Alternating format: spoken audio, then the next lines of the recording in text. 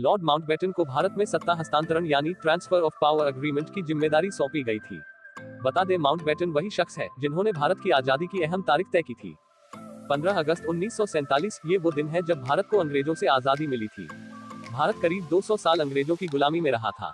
बहुत से स्वतंत्रता सेनानियों ने देश की आजादी के लिए अपनी कुर्बानी दी थी, जिसके बाद ही आज हम इस आजाद भारत में सांस ले पा रहे हैं। हालांकि क्या आपने कभी इस बात पर गौर किया है कि आखिर हमें 15 अगस्त के दिन ही आजादी क्यों मिली, या फिर आजादी के लिए 15 अगस्त की तारीख ही क्यों चुनी गई? आइए आज हम आपको बताते हैं कि भारत की आजादी के लिए 15 अगस्त की तारीख का चयन क्यों किया गया था। बात है साल 1947 की, जिस वक्त भारत में अंग्रेजों का तानाशाही शासन चल रहा था और उस समय भारत के वाइसरॉय थे लॉर्ड लुईस माउंटबेटन। माउंटबेटन को भारत में सत्ता हस्तांतरण यानी कि जिम्मेदारी सौंपी गई थी। बता दें, माउंटबेटन वही शख्स है जिन्होंने भारत की आजादी की अहम तारीख तय की थी। कई रिपोर्ट्स में इस बात का जिक्र किया गया है कि माउंटबेटन इस दिन को अपने कार्यकाल के लिए बहुत खास मानते थे।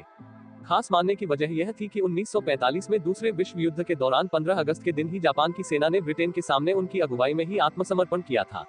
इसलिए उन्होंने भारत के आजादी के लिए भी यही दिन चुना। आखिर क्यों मध्यरात्रि के समय हुआ भारत आजाद? हालांकि इस तारीख को भारत में सार्वजनिक रूप से घोषित करने के बाद देश भर के ज्योतिषियों में आक्रोश पैदा हो गया था। भारतीय आजादी के लिए तय की गई इस तारीख से ज्योतिष खुश नहीं थे, क्योंकि ज्योतिषियों के मुताबिक 15 अगस्त 1947 का दिन अशुभ और अमंगलकारी था।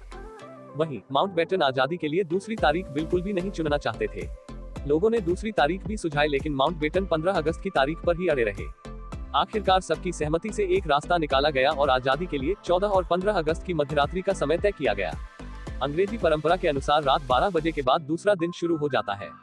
ऐसे में 14 तारीख की रात 12 बजे को 15 तारीख ही कहा जाता है। वहीं हिंदी गणना के अनुसार सूर्योदय के बाद दूसरा दिन शुरू होता है। इसके अलावा ज्योतिषियों की ओर से एक और शर्त रखी गई थी कि सत्ता के हस्तांतरण का संभाषण 48 मिनट की अवधि में संपन्न किया जाए, क्योंकि 14 तारीख की रात्रि अभिजीत मुहूर्त में आ रही थी। 24 मिनट का ये मुहूर्त 11:51 से शुरू होकर 12:15 तक का था। ऐसे में यह भाषण 12:39 तक दिया जाना था। इसलिए मुहूर्त को ध्यान में रखते हुए तय समय सीमा में ही जवाहरलाल नेहरू ने भाषण दिया था। I hope you enjoyed this video. Keep supporting, keep watching.